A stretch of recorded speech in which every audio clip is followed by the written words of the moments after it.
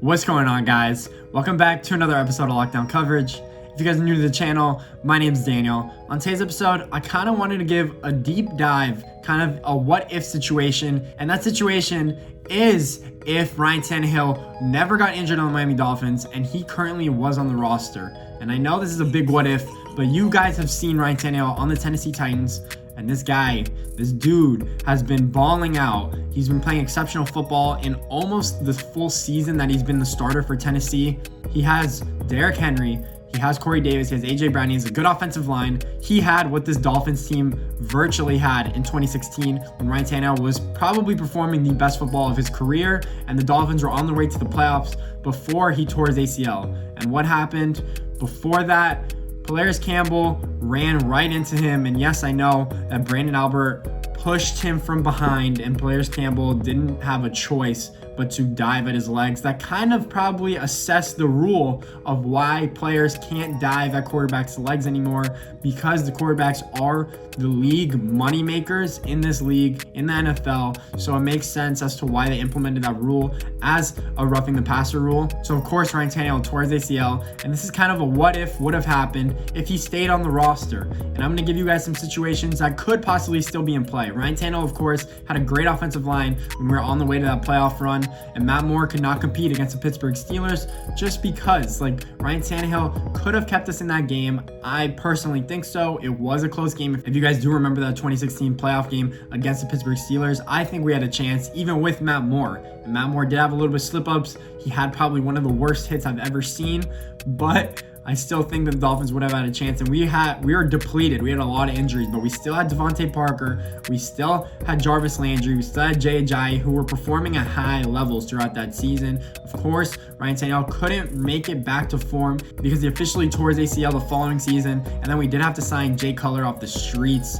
And what did that do for us? Not much. Ryan Tannehill then unfortunately came back and was not the same player because we didn't have the same supporting cast around him. So that is what I would have to say about Ryan Tannehill being on the team. But for a whole, it's crazy to think that we could still have Adam Gase on this team as the head coach because Ryan Tannehill could have kept him on the team. We could have been 500 or better. We could have potentially made the playoffs again. We could have given him a better supporting cast. Instead, we traded Jay Ajayi, we traded Jarvis Landry because we weren't in a kind of win now mode and we didn't want to pay him $15 million. Of course, look at what he's doing on the Browns. He's still a good player, but he is not worth $15 million, and no one can say that he is. I don't care what you have to say. Jarvis Landry is a good player, but he's not worth that money. Devontae Parker is finally coming into his own. The past year and a half, he is that number one receiver. Not the full-blown number one receiver that you anticipate him to be, but he still could go high point the ball, and he's still a really good player. Our team is finally getting back on track right now, but we would not have sold so many key pieces if we were still really, really good, in my opinion. We got rid of a lot, especially on defense and on offense. Ndamukong Suh, gone. Cameron Wake, we might have kept for another year, a year and a half. I don't know what could have gone down for that. Again, we do have a lot of draft pieces because we got rid of all this capital. Laremy Tunsil literally is changing this Dolphins franchise potentially. We have the 4th pick in the draft currently because the Houston Texans are so stupid enough to give us 2 first-round picks and their 2nd this year, and now the Houston Texans are 1-6. So thank the Houston Texans for actually wanting Laremy Tunsil and making him the highest paid player in the league. Yes, he's probably a top 5 left tackle, but that he is not worth what the Houston Texans paid for in terms of his contract and in terms of draft capital. So we did get a lot in return for all of these assets, but we didn't get much for Ryan Tannehill. We got a 5th and a 6th, and we had to exchange and pay half of his salary last year. It just did not work out for us in that position. Maybe if Ryan Tannehill could have stayed the backup and we could have had Josh Rosen, and Josh Rosen didn't play well, we could have still put Tannehill in. I know Tannehill wouldn't have accepted that backup role in Miami. He probably would have been frustrated, and in Tennessee, he knew that he got a fresh start, but you never know what happens. So that's probably my good argument. We could have had all these key pieces to keep around Ryan Tannehill and develop, but I still think we would have been at just an around 500 team if I had to guess. Another thing I could say is that Ryan Tannehill could have never got injured.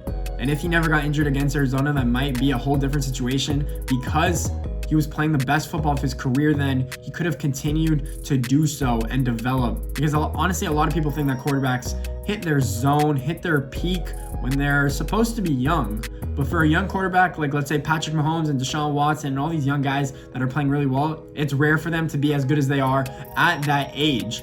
Look at Ryan Tannehill. He's 30, 31 years old, and right now he's playing the best football he's ever played. He is winning games for the Tennessee Titans. He is having comeback drives, letting them get back in the game, giving them a chance to win. So Ryan Tannehill, of course, is better on Tennessee right now than he ever was on the Miami Dolphins. And I know Dolphins fans that are watching this video are going to say, we gave this man 6 or 7 years.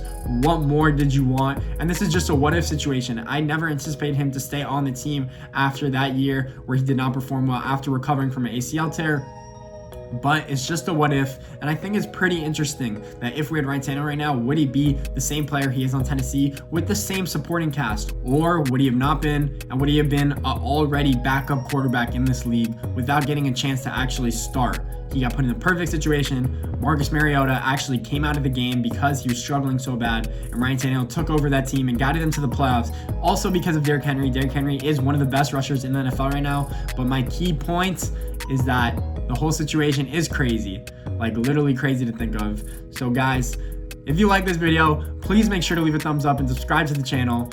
I would kind of be doing more reoccurring segments of this if you guys like this, some kind of a what ifs with other players. So thanks for watching, guys. Appreciate all of you. Have a good day.